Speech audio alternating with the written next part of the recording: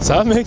Oui. On teste des cascades, on est stagiaire en cascade. Vous voyez que c'était crédible ou... Depuis que je suis dans ce mood un peu dans tes vidéos que tu traites philogine et tout, genre dans ce mood ouverture aux gens, tchatcheur, il m'est arrivé tellement plus de trucs qui m'étaient jamais arrivés avant. J'étais entouré de mecs, d'entrepreneurs, des mecs actifs. Là c'est vraiment des gens réfléchis. T'as intérêt à lui envoyer de la putain de cocaïne dans la tronche.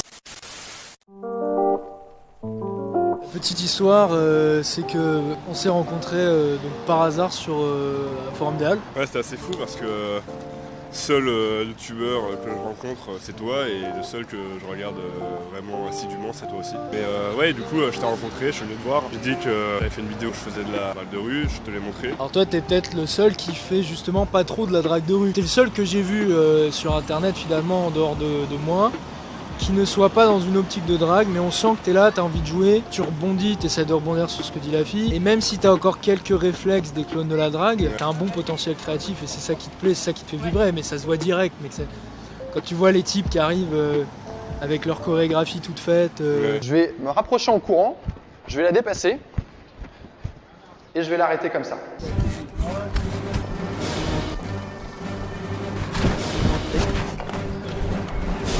Excuse-moi. Excuse-moi. Ouais. Excuse-moi. Excuse-moi, genre, j'étais juste là.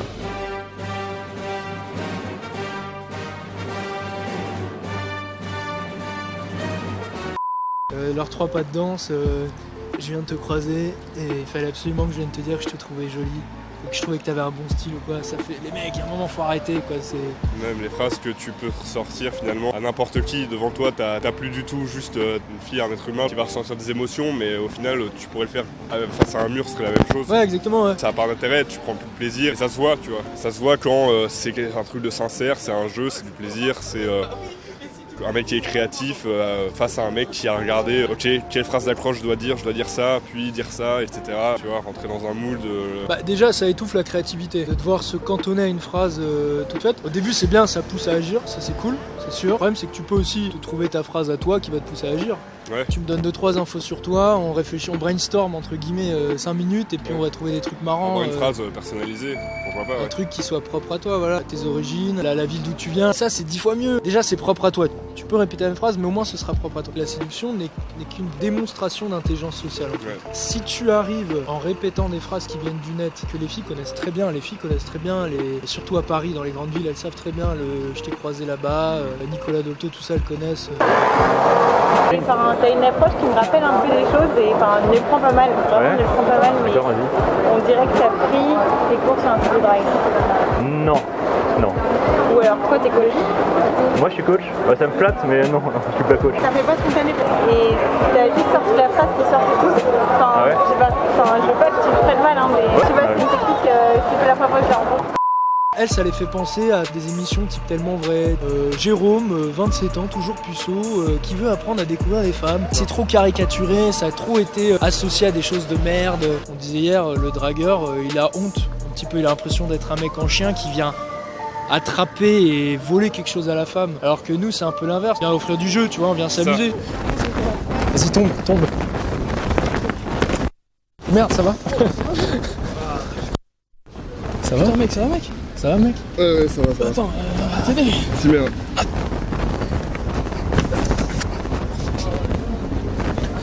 Ça va mec? Oui. On teste des cascades, on est stagiaire en cascade. Vous voyez que c'était crédible ou authentique? Bah la première ouais. Pas la deuxième. Non. Bah la deuxième après quand même ça paraît un peu... Ah, vous saviez?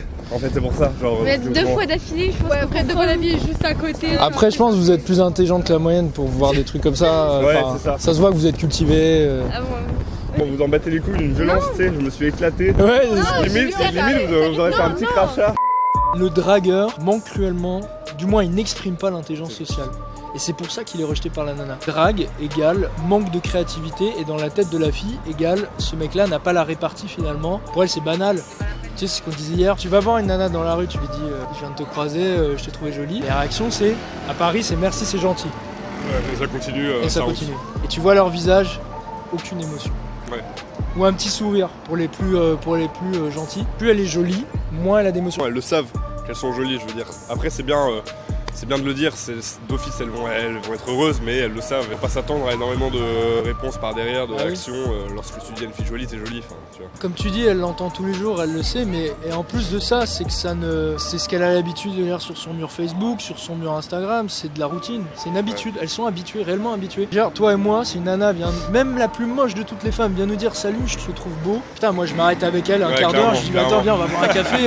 Qu'est-ce qui se passe? Qu'est-ce qui se passe dans ta tête? La drague de rue aussi, ça peut être un truc très dans la tête des gens et c'est la vérité très unilatéral. C'est le mec qui drague une fille qui se fait draguer, tu vois.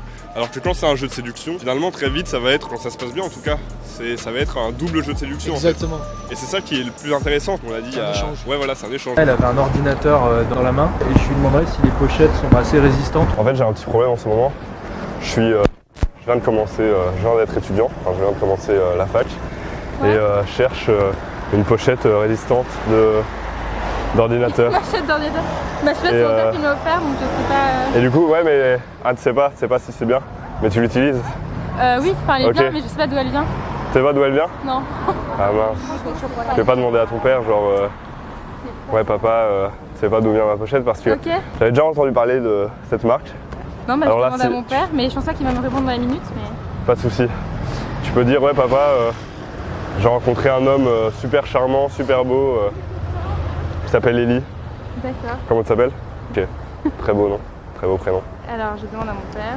Je m'intéresse blindé à la philo. Bah, j'ai un pote qui s'appelle Léo, qui fait, bon, pas de la philo, mais aussi de la psycho et je kiffe blindé, genre parler avec lui, avoir des débats sur notre société actuelle. Très intéressant. En ce moment, je lis Généalogie de la morale. Ah bah, c'est ce que je fais en philo morale. Ah ouais? Ouais. Mais c'est compliqué, hein, Généalogie de la morale. Ouais. C'est très compliqué. Je t'explique, je mets un peu 5 minutes pour une page, quoi. Ah oui, c'est ça. Nous, on fait 1 heure pour une page. Ouais, mais moi, je suis un peu plus rapide, je pense, que toi. Ouais. Non, mais 5 minutes pour une page, mais si tu veux, après, j'oublie, en fait. Mais mais c'est drôle. Nietzsche. Du coup, tu kiffes Nietzsche? Tout le monde n'aime pas. J'aime bien Nietzsche, ouais. Les gens, c'est pas mon préféré. Mais tu peux me donner ton numéro et je te dirai d'où vient la pochette, si ça t'intéresse. Non, mais je suis très intéressé, même parler de Nietzsche autour d'un verre. Alors, hop. T'as vu hyper vite. T'as vu ça? Je suis magicien aussi, du coup, j'ai une dextérité des doigts. Juste avant toi, t'avais un mec des assos qui l'a arrêté. Mais il a pas réussi à l'arrêter, justement. Ouais. Toi, t'as réussi. Ça se fait plaisir, mec.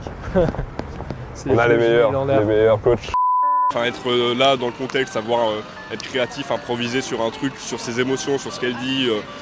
Il y a même des moments où toi t'arrêtes de parler et elle parle, tu vois. Et, quand t'arrives à ce niveau-là, c'est génial. Le but du jeu, c'est de faire rentrer la fille dans le jeu. Que ce soit pas juste, effectivement, comme tu dis, l'homme qui fait le boulot du dragueur. Non, c'est un jeu comme au théâtre d'impro. On échange chacun, on rebondit sur ce que l'autre a dit. Moi, hier j'avais parlé à une fille, elle était face à un arbuste. T'étais là, toi. Ouais, je lui ai dit, tu sais quelle race d'arbuste c'est ça? Et après la fille a commencé à me dire qu'elle en prenait soin et que... Et on en a parlé par texto. Après je lui dis et longue vie à notre arbuste et elle m'a dit et toi jeune botaniste, enfin tu vois, ce sera un long délire, tu vois, qu'on sortira régulièrement et ça c'est super. Les filles intelligentes elles rentrent avec toi dans le jeu. Quand tu vas voir ton libraire et que tu lui fais une blague, c'est aussi un jeu de séduction, mais c'est pas pour autant que tu vas le sucer juste après. Ouais, ou quand tu lui mets une main aux fesses, c'est pareil, c'est de l'humour.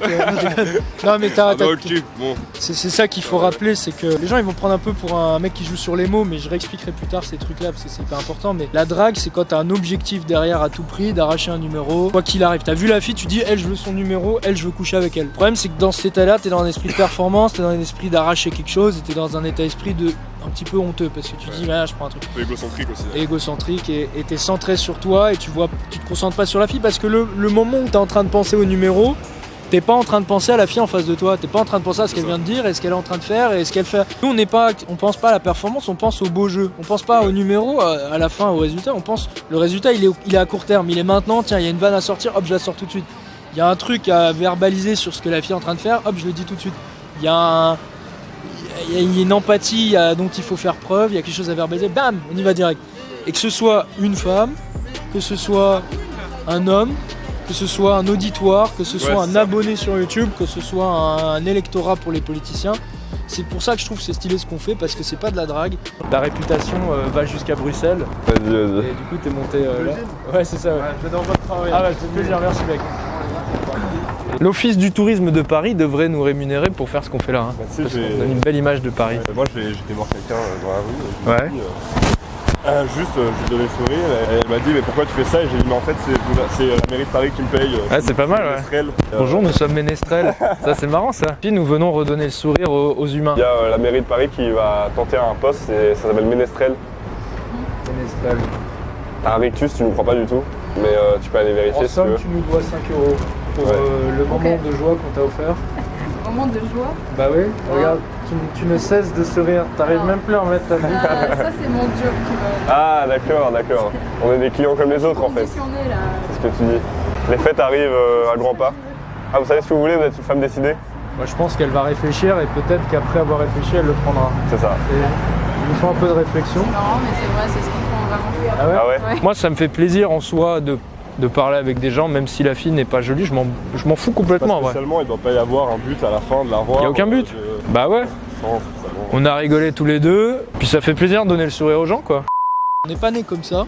on l'a appris. C'est du travail, c'est des erreurs, j'ai reçu des messages, c'est quoi ton secret mais il n'y a pas de secret, c'est juste je l'ai fait en fait. C'est faire et refaire et pas que se dire je prends 1 heure maintenant sur mon temps tous les samedis pour sortir et aller dans la rue, draguer des filles. Non, c'est dans la rue quand tu vas acheter ton pain tu vas juste être dans ce mood de séduction, de rapport, de lien social, tu vois. Pendant 3-4 ans, je faisais des séances, des grosses sessions, j'arpentais ces rues-là d'ailleurs, en répétant les mêmes phrases. Donc j'ai fait ces conneries, moi je les ai faites pendant bien plus longtemps que toi en fait. J'ai commencé à 17 ans, à mes 21 ans, je répétais la même phrase, je te trouve jolie, machin. La première fois que j'ai fait le truc tout con, je t'ai vu dans le tram, je t'ai trouvé super belle. Enchanté, tu sais, je tremblais, mais d'une violence, genre ça se voyait, c'était visible. Si aujourd'hui je vais voir une fille et que je tremble de froid par exemple, je vais le dire, je vais le verbaliser. Je peux être démotivant au début de se dire putain tous ces efforts là, même physiquement après tu souffres parce que tu tenais droit, parce que tu parlais pas comme tu parles dans la vie de tous les jours et tout. Quand tu vas vraiment prendre du plaisir en fait ça va être hyper gratifiant et tu vas vouloir faire ça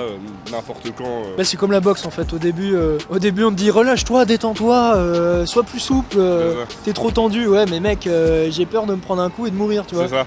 Et la séduction c'est un peu pareil, j'ai peur de mourir en vrai, les gens ont peur de mourir, et c'est normal d'avoir mourir peur. socialement. Au début tu vas bégayer, au début tu vas te chier dessus, c'est pas naturel aussi. C'est pas naturel, on l'a jamais appris, c'est ni naturel ni culturel en fait, c'est surtout pas culturel. Encore moins culturel, ouais c'est ça, j'allais dire. Ça l'était à l'époque, ça ne l'est plus aujourd'hui. Et un jour, le plaisir dépassera le stress. C'est ça. Et c'est là que tu deviens passionné en fait. Quand j'étais jeune, près de mon père et que je le voyais genre tchatcher des femmes comme je peux le faire aujourd'hui, tu vois, ça me saoulait. Mais au final, genre il était aussi dans ce mood que je suis aujourd'hui, genre de séduction, pas uniquement sexuelle, pas uniquement avec les femmes, mais de séduction globale dans notre société. Et du coup, c'est pas culturel, mais après, le fait peut-être que j'ai grandi autour de ça, ça m'a déterminé à faire cette vidéo aujourd'hui, tu vois, être comme ça. Mais c'est pas pour autant que il m'a rien enseigné, tu vois. Au début, quand j'ai commencé, j'étais le premier des tremblotants. J'avais pas parlé sans bégayer un mot sur deux. On m'a envoyé, tu dois lire beaucoup de livres, pas du tout, c'est juste de l'entraînement, je pratique.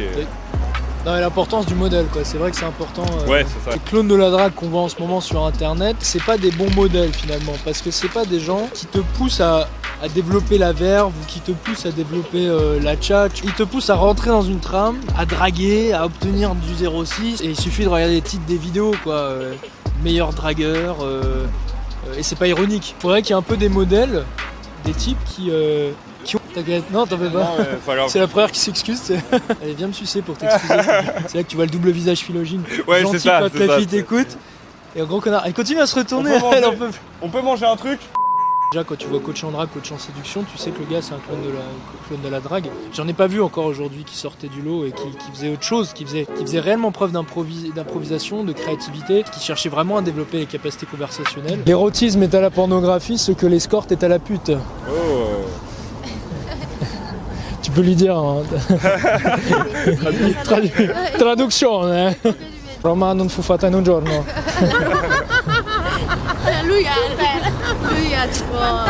Fantastique. Nous on a eu la chance d'avoir un modèle qui ne soit pas un clone de la drague si je puis dire. Moi mon père me disait toujours, après avoir discuté, il disait mais tu vois je te l'avais dit, les gens ils veulent qu'une chose, c'est parler. Les gens n'attendent qu'une chose, c'est de parler. Enfin, moi ça m'aurait fait hyper chier de voir mon père répéter des phrases à la con. Mon père il allait tchatcher la caissière, il allait tchatcher le guichetier au musée. Ma mère était à côté, mais c'était pas grave parce que c'était pas de la drague. Il allait pas courir après les meufs en disant hey, je viens de te croiser, machin. Non, il faisait une remarque sur ce qu'elle était en train de faire, sur le prénom qu'elle avait sur son badge.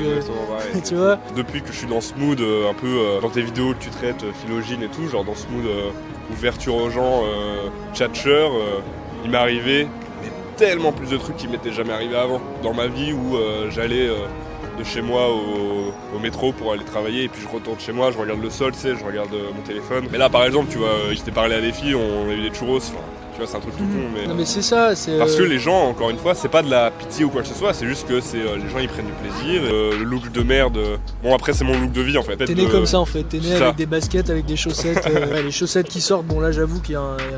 Il y a débat. Ouais, mais c'est de la provoque. Il y a de la provoque. Genre les gens, ils me regardent certes mal, mais au moins ils me regardent. Comme dirait Booba, peu importe qu'elle me haïsse pourvu qu'elle m'aime. Depuis combien de temps t'as dit tu regardes les vidéos ? Que je regarde très longtemps, depuis que tu devais avoir 2000 vues, des trucs comme ça, tu vois. Quand tu commençais vraiment les trucs, j'applique la technique de un tel. Tu es un vrai chevalier Philogine. Je vais rencontrer chaque abonné, chacun des 2000 premiers, je dois vous rencontrer. Mec, faut que je te fasse la bise en fait, tu fais partie des premiers. Tu m'adoubes en tant que... il faut que je t'adouble en tant que Philogine, la bénédiction philoginique. Ce serait béni. Mais non, bah écoute, ça fait plaisir donc de voir que tout ça t'inspire. On a dîné avec des mecs des Philogines et le plus drôle, en fait, c'était la dissonance entre ce que j'imaginais du club et la réalité. J'étais entouré de mecs, d'entrepreneurs, des mecs actifs. Là, c'est vraiment des gens réfléchis, des amis sérieux, hein, des amis sérieux. Non, bah, on leur plaque le bien. Beaucoup de types qui pensent que le club des Philogines, c'est que des petits rigoulots qui font des lol. Ils sont sur Discord là, qui envoient des emojis, mais en fait pas du tout. Et ça, j'ai pu le voir en vrai, tu vois, et c'est sympa. Et déjà, ça m'a réconforté dans mon idée de rejoindre ce club. Et aussi l'idée d'être entouré, parce que moi, quand j'ai commencé ça, de faire ça seul, c'est très compliqué, tu vois. Ouais, c'est un fait aussi.